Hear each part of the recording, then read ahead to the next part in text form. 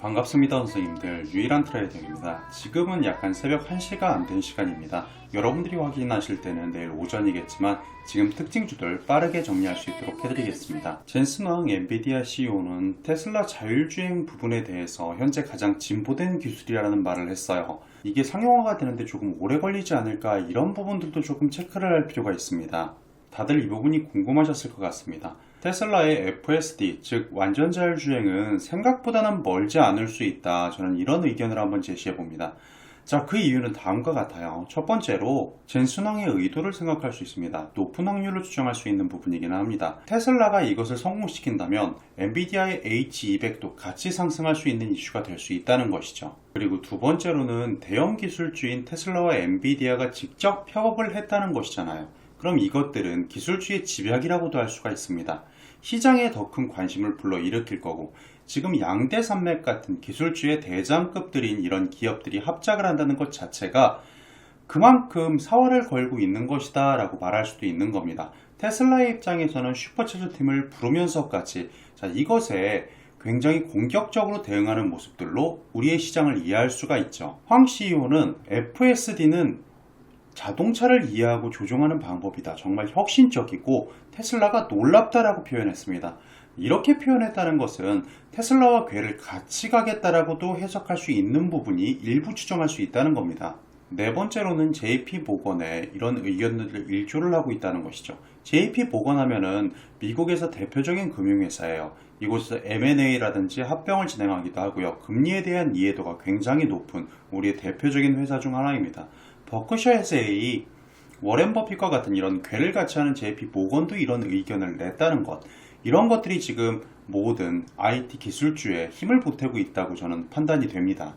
즉 이런 의견들을 종합해 봤을 때는 테슬라의 자율주행은 생각보다 멀지 않고 가깝게 올 수 있다고 해석을 할 수 있는 부분이죠. 또한 테슬라가 자율주행을 목표라는 것이 아니라 혹시나 자율주행 FSD만 판매를 하는 것이 목적이 아닌가, 이런 의견도 조금 있었어요. 상당히 궁금할 수 있는 부분들이죠. 이런 헤드라인만 봐도 바로 알 수 있는 사실입니다. FSD를 만드는데 판매량의 목표를 없앴다는 거예요. 제기된 내용은 이겁니다. 테슬라가 안전성 우려로 사고가 난 거예요. 어떤 사고가 나는지 확인을 시켜드릴게요.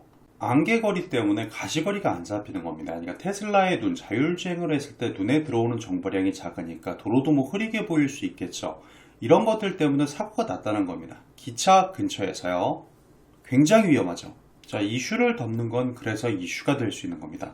젠슨왕이 테슬라가 대단하다고 조금 전에 우리가 익혔잖아요. H200이 들어오면 이제 이런 일은 없을걸 이라는 의미로도 아주 조심스럽게 이 이슈를 잠식시키는 말로 이제 시각적인 정보는 충분해질 거야 라고도 받아들여도 만큼은 가능하겠죠. 기억 안 나실까봐 다시 보여드려요. 이 내용이었습니다. 이 내용. 즉 테슬라는 차에 대한 판매량은 내렸지만 일단은 건설목, 기차 이런 이슈들을 어느 정도 잠식이 되어가는 것으로 일부 추정을 할 수 있습니다. 그리고 지금 집중하는 것이 또 로보택시 쪽이란 말이에요. 로보택시도 한번 알려드릴게요. 이것이 로보택시입니다. 알파벳의 자회사죠.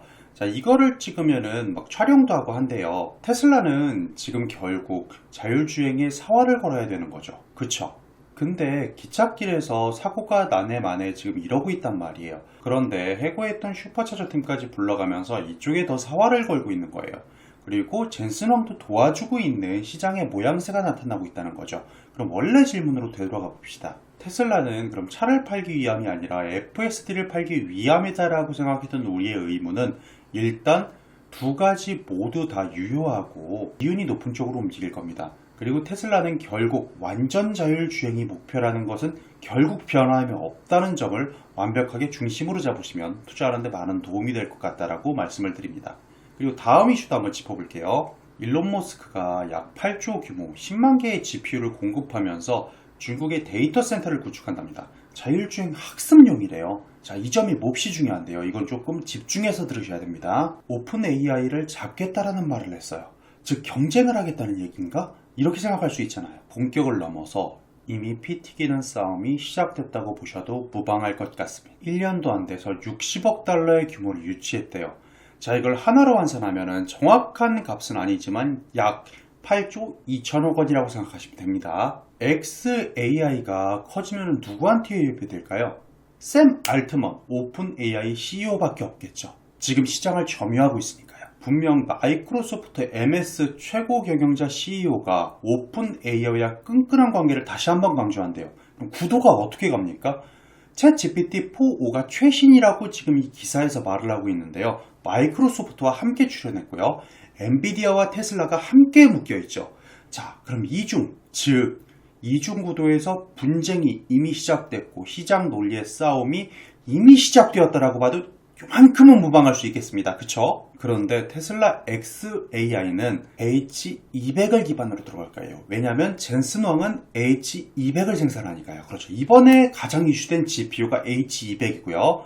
오픈 AI는 A100이 챗 GPT-4.5의 모델입니다. 자, 그러면은 GPU는 누가 더 유리해요? 따라잡을 확률이 요만큼은 있을 것 같죠. 즉, 지금 현재 GPT-4.5는 A100으로 불어보고요. V100으로 머신러닝, 딥러닝 학습을 합니다. 그리고 H100으로 버전업을 해요. 그런데 xAI는 H200으로 시작을 할 확률이 상당히 높아질 거라는 소리입니다. 100%는 아니에요. 상당히 높아질 거라는 겁니다. 그렇게 되면 결과적으로 누가 승리자가 되든 AI의 승리를 점칠 수는 없을 겁니다. 그렇죠.